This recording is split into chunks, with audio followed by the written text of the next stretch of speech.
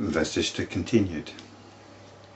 If one has achieved even a little bit of control over the mind by self-enquiry, such a person has attained the fruit of his life.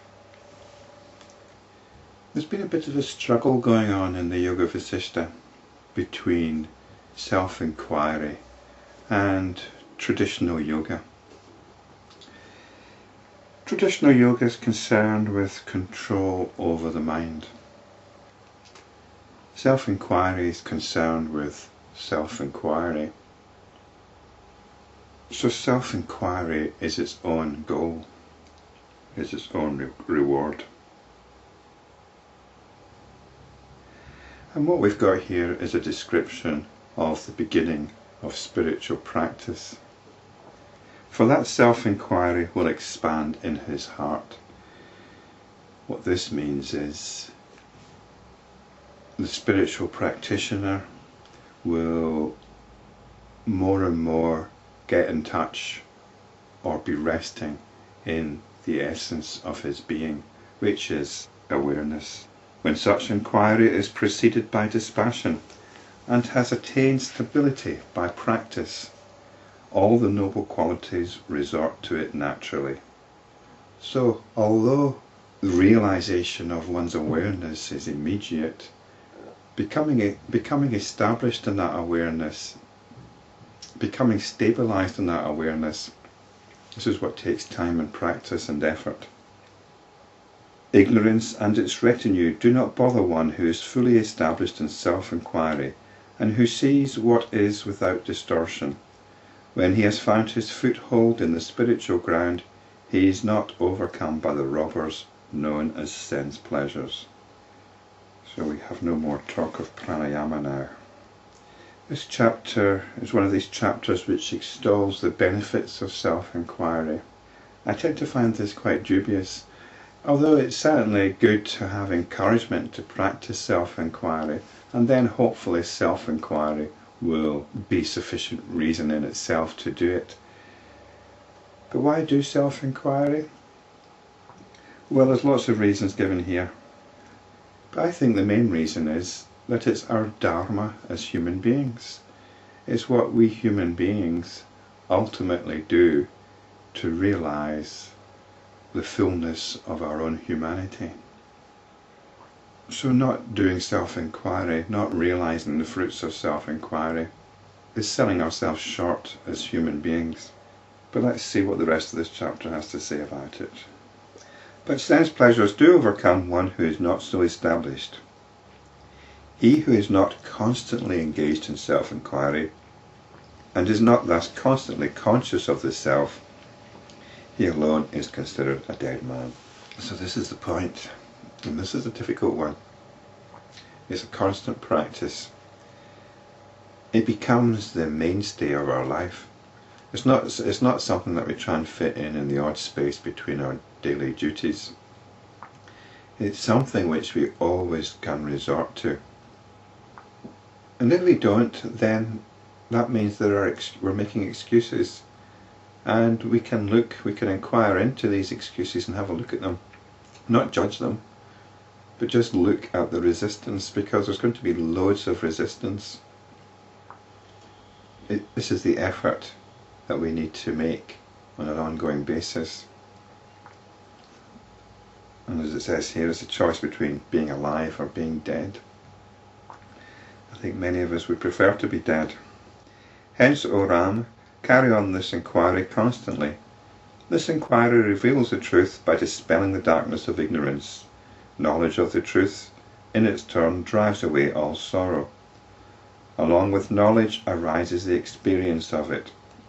So it's not just an intellectual understanding, it's something which is rooted in our being. But when the inner light, kindled by proper study of the scriptures and inquiry into their truth, illumines both knowledge and the experience of it, their total identity is realized. So this is an important point, one that I've tried to make in this study of the Yoga Vasishta. We're not engaged in philosophical discourse here. We're engaged in trying to put across what is immediately apparent when the attention is directed to itself from the perspective of what is happening right here, right now. The inner light is regarded as self-knowledge by the holy ones, and the experience of it is an integral part of self-knowledge and non-different from it. So the inner light is the realization of truth, basically. He who has self-knowledge is forever immersed in the experience of it. He is liberated while living and lives like an emperor of the world. Living like an emperor of the world. This is quite a good expression, actually, because you realize that there is nothing out there that's got anything to offer you, because it's all happening right here, right now. You have everything. You have everything in the most intimate and deepest sense, and you're at peace with it. Such a sage is not distracted by the diverse experiences he may apparently be subject to, whether they are regarded by others as pleasant or unpleasant. He is not bound or overcome by pleasure, nor is there a craving for pleasure in him. He is completely satisfied in his own self. He is not attached to anything or anybody, and he has no enmity or hatred in his heart, nor is he frightened by the roar of an enemy, or the roar of a lion in the forest. He does not rejoice when he visits a garden, nor is he distressed if he happens to travel in a desert. But at the same time, such an individual is not an emotional zombie.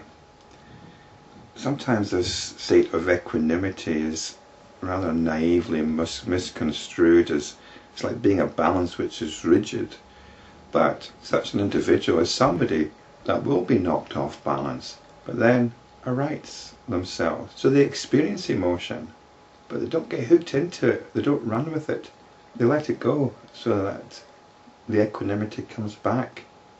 So equanimity is not about being like this all the time.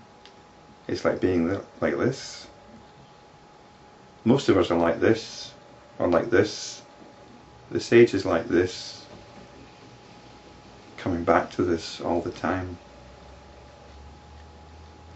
This is equanimity. So the sage is not an emotional zombie. The sage experiences emotions in their fullness, but is not knocked off kilter by them. Inwardly ever free, yet he engages in doing constantly whatever actions may be appropriate for the moment. His attitude towards both a murderer and a philanthropist is the same. But this person is acting as a high court judge. This person is able to make the distinction between a murderer and a philanthropist and act accordingly. But in terms of responding to them ultimately as human beings, they are the same. In his cosmic vision, all things great and small appear to be the same, for he knows that the entire universe is nothing but pure consciousness. So the point about the murderer and the philanthropist is the sage acknowledges both as part of the stream of experiencing.